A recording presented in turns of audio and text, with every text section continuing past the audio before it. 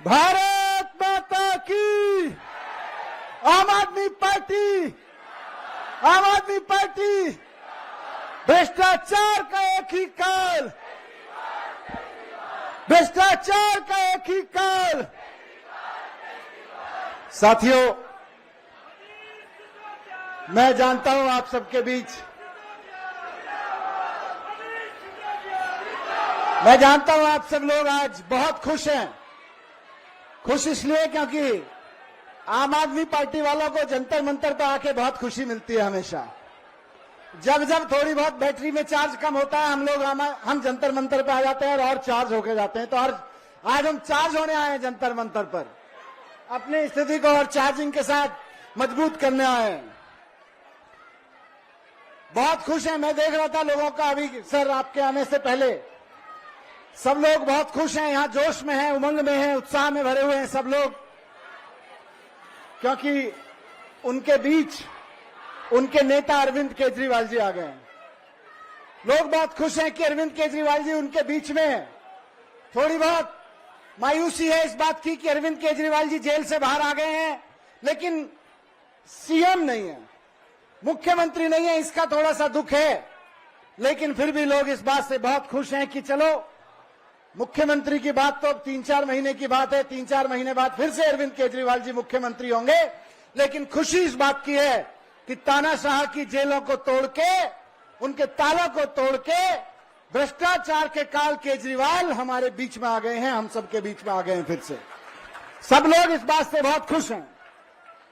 मैं 17 महीने जेल में था। जब मैं बाहर आया तो अच्छा लगा, मुझे खुशी हुई। लेकिन सबसे ज्यादा खुशी हुई इस बात की तब जब केजरीवाल जी बाहर आए, क्योंकि सुप्रीम कोर्ट तक ने कह दिया झूठा केस है। सुप्रीम कोर्ट तक ने कह दिया कि ये केस में जब ट्रायल शुरू होगा तो 2 सवाल नहीं झेल पाएगा, ये केस 2 सवाल में फ्लैट हो जाएगा। ये मैं नहीं कह रहा, आज देश के सुप्रीम कोर्ट ने कहा है केजरीवाल जी के ऊपर, मेरे ऊपर, संजय भाई के ऊपर जो आरोप लगाए गए थे, उन आरोपों के बारे में जमानत देते हुए सुप्रीम कोर्ट ने कहा है कि ये केस आपका 2 सवाल नहीं झेल पाएगा। इतनी झूठ की कहानी आप लोगों ने लिखी हुई है। क्या किया इन लोगों ने? इन्होंने मेरा सब कुछ छान मारा, सर का सब कुछ छान मारा, घर द्वार सब खगोल डाला, कुछ नहीं मिला। जब कुछ नहीं मिला तो इन्होंने क्या चाल रची कि कुछ लोगों को, 2-4 लोगों को अंदर पकड़ पकड़ के जेल में डाला। उनको बोला कि देखो बाहर आना चाहते हो तो अरविंद जी के खिलाफ बयान दे दो, नहीं तो जेल में सड़ा सड़ा के मार डालेंगे। उनमें से किसी एक आध आदमी ने कोई झूठा बयान दे दिया। उस झूठे बयान के आधार पर मुझको, संजय सिंह को और अरविंद केजरीवाल जी को जेल में डाल दिया। लेकिन सुप्रीम कोर्ट ने कह दिया कि इन बयानों से कुछ नहीं होता है, ये तो जब ट्रायल चलेगा तो 2 मिनट में खत्म हो जाएंगे, 2 सवाल नहीं झेल पाएगा तुम्हारा। इसका ये नीरज, इसका साउंड बढ़ाओ थोड़ा सा इनसे। कारण भ्रष्टाचार नहीं था कि मुझे जेल में डाला, केजरीवाल जी को जेल में डाला, संजय भाई को जेल में डाला। कारण था परेशान करना, कारण था दिल्ली के काम रोकना। 17 महीने अंदर जेल में रखा। कारण और मकसद इनका एक ही था कि इनको तोड़ो, इनको अंदर से तोड़ो, इनको बाहर से तोड़ो, इनकी हिम्मत को तोड़ो, इनकी टीम को तोड़ो। लेकिन आज मैं खुशी के साथ कह रहा हूं, और आप लोग भी इसी बात से उमंग में, उत्साह में, कि ना तो अंदर से हिम्मत टूटी और ना पार्टी टूटी। इसी बात को लेकर सब उत्साह में सब लोग। कितने मैसेज आते थे इनके, सही कह रहा हूं। मैंने कई लोगों से बात भी की, आप लोगों में से भी कई लोगों से बात हुई जो मेरे तक पहुंची। कई लोगों ने आके कहा मनीष जी किस चक्कर में पड़े हो, आ जाओ, जेल में सड़ा सड़ा के मार डालेंगे ये लोग, जानते नहीं हो आप इनको, आ जाओ, छोड़ दो, इधर आ जाओ, क्या होगा, जेल में कब तक पड़े रहोगे, अपनी सोचो। मुझे आगे ज्ञान भिजवाते थे। राजनीति में तो देखो सब ऐसे ही होता है, कोई किसी की नहीं सोचता। आपको आना चाहिए, आपको जेल से बाहर आना है तो आपको सुननी चाहिए इनकी बात। मुझे बता दे रहे आपकी वाइफ बीमार है, आपका बेटा पढ़ रहा है अभी कॉलेज में, सोचो अपने परिवार की सोचो, परेशान हो जाओगे। मेरे घर में, जो घर मैंने 2002 में जब मैं पत्रकार था 5 लाख रुपए में घर खरीदा था, उस घर को भी इन्होंने छीन लिया, अपने कब्जे में कर लिया।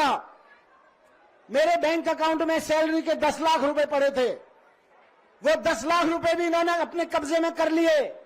पहले डराते थे, समझाते थे, बहलाते फुसलाते थे। मेरा घर छीन लिया जो मैंने 5 लाख रुपए में 2002 में खरीदा था, बोले इसको भी जब्त कर लेते हैं। मेरे अकाउंट में 10 लाख रुपए पड़े थे, वो भी जब्त कर लिए। मेरा बेटा कॉलेज में पढ़ता है, मुझे उसकी फीस भरने के लिए लोगों के सामने हाथ फैलाने पड़े कि मुझे अपने बेटे की फीस देनी है। मेरा बैंक अकाउंट ईडी ने फ्रीज कर दिया है। इस तरह से टॉर्चर करते थे, इस तरह से मेंटली हैरेस करते थे। क्यों? इनकी कोशिश थी कि यह आदमी टूट जाए। लेकिन हम भी अरविंद केजरीवाल जी के साथ में, अरविंद केजरीवाल जी की टीम के ग्रुप में खड़े हुए हैं। टूटे नहीं, घबराए नहीं, अंदर से टूटने का तो सवाल ही नहीं उठता। जब अंदर से नहीं टूटा तो इन्होंने बाहर से तोड़ने की कोशिश की, चारों तरफ से। कभी कहते थे सर आपको पता नहीं है मनीष जी, आपको तो अरविंद केजरीवाल जी ने फंसा दिया है। मुझे आके कहते थे, मैसेज देते थे। मैंने कहा भाई मेरे को तो अरविंद केजरीवाल जी ने 26 साल पहले फंसा दिया था, इस काम में उसी में लगा हुआ हूं मैं तो। कभी आके आपने भी देखा होगा, मीडिया के लोगों ने बताया था, बेशर्मी देखिए इनकी कि सीबीआई में अरेस्ट करने के बाद अरविंद केजरीवाल जी के मुंह में एक बयान डाला, जबरदस्ती वहां कोर्ट में बोला कि अरविंद केजरीवाल जी ने कहा है कि केजरीवाल जी ने तो मनीष सिसोदिया का नाम ले दिया, सारा इल्जाम मनीष सिसोदिया पे डाल दिया। और जिस दिन कोर्ट में यह कहा कि केजरीवाल जी ने तो मनीष सिसोदिया का नाम ले दिया, उसी समय मुझको आके कहा कि देखो अब तो केजरीवाल जी ने आपका नाम ले दिया, बेहतर होगा आप केजरीवाल जी का नाम ले दो, आप केजरीवाल जी का नाम ले दो तो आप बच जाओगे। मैं ऐसे सारे आरोपों पे, ऐसे सारी इनकी कोशिशों पे मैं मुस्कुराता था, हंसता था, और मुस्कुराते हुए हंसते हुए इनसे कहता था जब कुछ गलत हुआ ही नहीं तो मैं किस चीज में नाम ले दूं, जब कुछ गलत किया ही नहीं तो केजरीवाल जी ने भी क्या नाम लिया होगा मेरा, और जब उन्होंने कुछ गलत नहीं किया तो मैं किस चीज में नाम ले दूं केजरीवाल जी का। मैंने बार बार उनको कहा, और आज इस मंच से जंतर मंतर के मंच से दोहरा रहा हूं। मैं मुस्कुरा कर उनसे कहता था कि आप जानते हो आप क्या कर रहे हो। जो लोग मैसेज लेके आते थे मेरे पास इनका, मैं उनको कहता था आप जानते हो आप क्या कर रहे हो, आप लक्ष्मण को राम से अलग करने की कोशिश कर रहे हो। मैंने इनको कहा, भाजपा वालों को जवाब दिया कि आप लक्ष्मण को राम से अलग करने की कोशिश कर रहे हो। कोशिश करना मत, कोई दुनिया के किसी रावण में ताकत नहीं है कि लक्ष्मण को राम से अलग कर सके। बहुत कोशिश की इन्होंने तोड़ने की, समझाने की, मुझे अंदर से तोड़ने की, पार्टी से तोड़ने की। मैं इनको कह देता था कि 26 साल की दोस्ती है, अरविंद केजरीवाल जी मेरे दोस्त हैं, 26 साल से मेरे भाई हैं, मेरे राजनीतिक गुरु हैं, मैं गद्दारी नहीं कर सकता। जब मैंने अपनी वाइफ को यह बात बोली कि इस तरह के मैसेज आते हैं, मैंने उसको नॉर्मली बातचीत में कहा था कि यार मैं कैसे छोड़ सकता हूं ऐसे आदमी का साथ, मैं क्या मुंह दिखाऊंगा इन कार्यकर्ताओं को, क्या मुंह दिखाऊंगा अपने आप को, शीशे में देखूंगा कि मैं ऐसा सोच भी सकता हूं कहीं। तो मेरी वाइफ ने कहा कि कार्यकर्ताओं को और अपने आप को तो बाद में छोड़ो, अगर ऐसा सोचोगे भी तो मेरे को क्या मुंह दिखाओगे अगर अरविंद केजरीवाल जी को छोड़ने के बारे में सोचोगे तो। अगर अरविंद केजरीवाल जी के नाम के बारे में ऐसा सोचोगे, उनके साथ गद्दारी करने के बारे में सोचोगे तो। इनको भी पता था कि 26 साल की यह दोस्ती इनसे टूट नहीं सकती। इन्होंने मुझको और केजरीवाल सर को 18 महीने अलग रखा। मैं कहता हूं फिर से, 26 साल की दोस्ती में मैं और अरविंद केजरीवाल जी 18 महीने तो क्या, 18 दिन भी अलग, 18 घंटे भी अलग नहीं रहे कभी 26 साल में। रोज मिलते थे, रोज देश के बारे में बात करते थे, रोज देश के बारे में काम करते थे, जहां लड़ते थे इकट्ठा लड़ते थे। लेकिन दुष्टों ने 18 महीने मुझको और सर को अलग रखा। 18 महीने बाद मिले अभी 13 सितंबर को, तो दिल भर आया देख के सर को। आपने देखी होगी, मैं जब सर तिहाड़ से निकल के, हम तिहाड़ के सामने भी थे, तिहाड़ से निकल के घर पहुंचे तो जो गले लगाया सर ने और मैंने सर को गले लगाया, आपने वो फोटो शायद देखी होगी, किसी ने फोटो ले ली थी, वो किसी ने फोटो खींची थी। मैं बाद में सोशल मीडिया पे मुझको किसी ने भेजी वो फोटो में देख रहा था। हम दोनों के चेहरे पर आप जान सकते हो कि हमारे और उनके बीच में क्या रिश्ता है, इस दोस्ती के बीच में क्या रिश्ता है। इसको तोड़ने चले थे बीजेपी वाले। मैं देख रहा था उस फोटो को और मैं सोच रहा था कि वैसे तो रामचरितमानस में, रामायण में, इस घटनाक्रम में कभी राम और लक्ष्मण अलग नहीं हुए, लेकिन अगर कभी राम और लक्ष्मण अलग होकर वापस मिलते तो ऐसे ही मिलते जैसे मैं और केजरीवाल जी जिस भाव से मिले थे, उनकी तस्वीर भी ऐसे ही आती अगर वो मिलते उस तरह से, राम लक्ष्मण भी अलग होकर मिलते। हम दोनों 18 महीने के बाद मिले थे। 13 सितंबर को सर जब वापस आए, शाम को सब हम लोग बैठे, सारे मंत्री विधायक बहुत सारे कार्यकर्ता थे। जब सब जाने लगे तो सर ने कहा 5 मिनट बैठो मेरे साथ। मैं और सर फिर बैठे थोड़ी देर घर में। जाने से पहले रात को बहुत कुछ बातें थी 18 महीने की कहने सुनने की, बहुत कुछ मेरे दिल में था, बहुत कुछ सर के दिल में था कहने के लिए। हमने बातें की, हमने चर्चा की कि किस तरह से 26 साल पहले परिवर्तन की लड़ाई शुरू की थी, किस तरह से हम दिल्ली विद्युत बोर्ड उस समय हुआ करता था, दलाल साहब जानते हैं, दिल्ली विद्युत बोर्ड हुआ करता था। दिल्ली विद्युत बोर्ड के दफ्तर के सामने मैं और अरविंद केजरीवाल जी जाके एक टेबल चेयर लगाते थे और वहां आने वाले लोगों को कहते थे इस दफ्तर में रिश्वत मत देना, हमने कानून पढ़ रखा है, अगर कोई इस दफ्तर का अधिकारी आपसे रिश्वत मांगेगा तो हम आपकी एप्लीकेशन बनाएंगे, रिश्वत मत देना। हम बैठ के दिन में 50-60 लोगों की एप्लीकेशन लिखवाते थे और वो लोग ऊपर जाके अपना काम करवाते थे। उस एप्लीकेशन की वजह से उनका काम ईमानदारी से होता था, क्योंकि सिटीजन चार्टर के हिसाब से हम एप्लीकेशन बनाते थे। हमने उस दिन बैठ के याद किया सर ने और हमने कि किस तरह से 25 साल पहले 26 साल पहले ये लड़ाई शुरू की थी, ईमानदारी के लिए, देशभक्ति के लिए, गरीब लोगों की मदद के लिए, भ्रष्टाचार के खिलाफ लड़ाई शुरू की थी। हमने याद किया कि कैसे दिल्ली की झुग्गियों में जाके गरीब लोगों के राशन कार्ड बनवाने से लेके गरीब लोगों के राशन दिलवाने तक की लड़ाई लड़ी है। इसलिए थोड़ी लड़ी थी कि किसी सत्ता में आना है, किसी कुर्सी पे आके बैठना है। हमने याद किया कि किस तरह से राइट टू इंफॉर्मेशन कानून बनवाया, और जब देश में राइट टू इंफॉर्मेशन कानून बना तो पूरे देश में घूम घूम के लोगों को राइट टू इंफॉर्मेशन के बारे में बताया, लोगों की राइट टू इंफॉर्मेशन की एप्लीकेशन फाइल करने में मदद की, लाखों लोगों की राइट टू इंफॉर्मेशन की एप्लीकेशन फाइल करने में मदद करी, जिससे उनके काम ईमानदारी से हुए, जिससे वो भ्रष्टाचार से आम आदमी लड़ सका। ये सब लड़ाई लड़ी। हमने तो कभी सोचा नहीं था कि इन राजनीतिक कुर्सियों पर आके बैठेंगे, राजनीतिक पार्टी बनाएंगे, ये कभी सोचा नहीं था। कभी सोचा नहीं था कि सत्ता में आके बैठेंगे, इतने बड़े बड़े पदों पे जाके बैठेंगे, हमने नहीं सोचा था। लेकिन शायद भगवान ने हमारे लिए कुछ सोच रखा था। हमने नहीं सोचा था कि कभी राजनीति में आएंगे। हम तो ईमानदारी और देशभक्ति का जज्बा लेके घर से निकले थे और थोड़ा काम कर रहे थे लोगों के लिए, लेकिन शायद भगवान ने कुछ सोच रखा था। भगवान के सोचे हुए के मुताबिक, भगवान के दिए हुए के मुताबिक मुख्यमंत्री बने, मैं मंत्री बना, दिल्ली में काम किया, लोगों के स्कूल बनवाए, अस्पताल बनवाए, यूनिवर्सिटीज बनवाई बच्चों के लिए, स्टूडेंट्स के लिए, ईमानदारी से काम किया। दिल्ली का बजट 30,000 करोड़ से बढ़ के 75,000 करोड़ रुपए पहुंचा दिया ईमानदारी से काम करते हुए। और जब दिल्ली का बजट बढ़ा तो उस बजट से जो पैसा मिला, सर ने कहा कि दिल्ली के लोग टैक्स दे रहे हैं, ईमानदारी से टैक्स इकट्ठा हो रहा है, अब इसको वापस जनता को देंगे।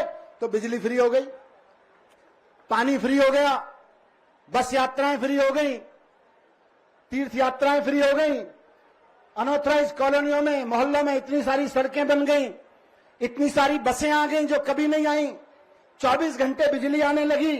क्यों? क्योंकि ईमानदारी से काम किया और देशभक्ति से काम किया। मैं जब जेल से बाहर आया उस दिन रात को बैठे हुए हमारी और सर की बात हो रही थी।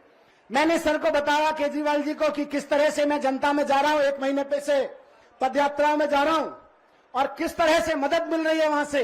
लोग प्यार कर रहे हैं, लोग कह रहे हैं कि ये गलत किया भारतीय जनता पार्टी वालों ने, ये केजरीवाल जी के साथ गलत किया, ये केजरीवाल जी को रोकना चाहते हैं। मैंने कहा सर, आपसे जनता बहुत प्यार करती है, आपका मान सम्मान और प्यार आपके प्रति बढ़ रहा है जनता के बीच में।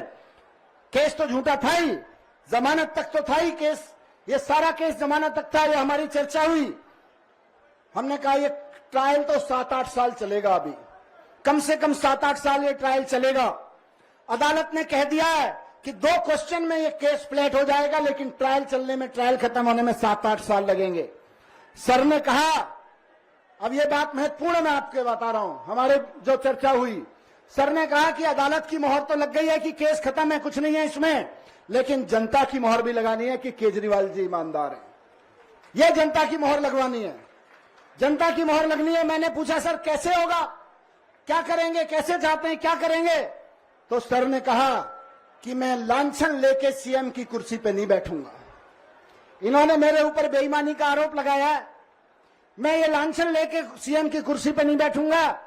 अदालत ने तो कह दिया है कि ये 2 क्वेश्चन में भी टिकेगा केस, लेकिन मैं जनता के बीच जाऊंगा और जनता कहेगी कि केजरीवाल ईमानदार हैं, जनता कहेगी कि केजरीवाल हमारे ईमानदार नेता हैं और चुन के भेजेगी तो मैं कुर्सी पे बैठूंगा सीएम की। मैंने कहा ये कैसे करेंगे, जनता की मोहर कैसे लगेगी, जनता कैसे कहेगी कि केजरीवाल जी ईमानदार हैं। तो सर ने कहा कि मैं सीएम पद से इस्तीफा दे दूंगा, 3 महीने बाद चुनाव है, अगर जनता दोबारा चुन के भेजेगी और मैं यही कहने जाऊंगा जनता के बीच कि मैंने काम किया है, मैं ईमानदार हूं। अगर दिल्ली की जनता ये सोचती है कि मैं ईमानदार हूं, दिल्ली की जनता ये मानती है कि केजरीवाल ईमानदार है, तो वोट दें और कुर्सी पे बिठाएं, नहीं तो घर बैठ जाऊंगा। केजरीवाल जी ने मुझसे कहा उस दिन 13 सितंबर को। मैंने सर से कहा कि सर आपके दिल में, सर ने अपने दिल की बात कही। मैंने सर से कहा कि अगर आपके दिल में है, ये तो मेरे दिल में भी यही बात है। मैंने भी पिछले 10 साल में आपके साथ कदम से कदम मिलाते हुए दिल्ली की जनता के लिए ईमानदारी से काम किया है। दिल्ली के बच्चों की शिक्षा के लिए स्कूल बनवा के, यूनिवर्सिटीज बनवा के ईमानदारी से काम किया है। मैंने कहा तो सर जो आपके दिल की बात है वही मेरे भी दिल की बात है कि अब कुर्सी पे एजुकेशन मिनिस्टर की और डिप्टी सीएम की तभी बैठूंगा जब जनता कहेगी मनीष सिसोदिया ईमानदार है। जब जनता ये कहेगी, 3 महीने 4 महीने चुनाव में है, जनता जब ये कहेगी कि मनीष सिसोदिया ईमानदार है, हमें मनीष सिसोदिया शिक्षा मंत्री के रूप में चाहिए, तभी मैं शिक्षा मंत्री की कुर्सी पे बैठूंगा। उससे पहले अब शिक्षा मंत्री की कुर्सी पे नहीं बैठूंगा। जो बात सर के दिल में है वही मेरे दिल में भी है, इसलिए आज जनता की अदालत में आए हैं। आज से अगले 3 महीने 4 महीने जनता की अदालत में रहेंगे, अरविंद केजरीवाल जी के साथ कदम से कदम मिला के चलते रहेंगे और जनता की अदालत में जाके जनता के फैसले का इंतजार करेंगे। उसके बाद जनता से कहेंगे कि ईमानदार हैं तो वापस कुर्सी पे बिठाओ। अगर आपको लगता है कि अच्छे स्कूल बनवाने के लिए, अच्छी यूनिवर्सिटीज बनवाने के लिए और आपके बच्चों के भविष्य के लिए अरविंद केजरीवाल की जरूरत है जो कि ईमानदार हैं, तो वापस उनको मुख्यमंत्री बनाओ, तब कुर्सी पे जाके बैठेंगे, नहीं तो नहीं बैठेंगे। ये लांछन लेके नहीं बैठेंगे कुर्सियों पे, इसलिए कुर्सियां छोड़ दी। अब आपके बीच में है, फैसला आपको करना है। पहली बार आपकी अदालत में आए हैं, पहली बार ईमानदारी की आवाज लेके। देश के इतिहास में अरविंद केजरीवाल जी पहले ऐसे नेता हैं जिनकी 2-2 राज्यों में सरकारें हैं, लेकिन मुख्यमंत्री पद का पद छोड़ दिया, मुख्यमंत्री नहीं रहे कि नहीं जनता के बीच जाऊंगा।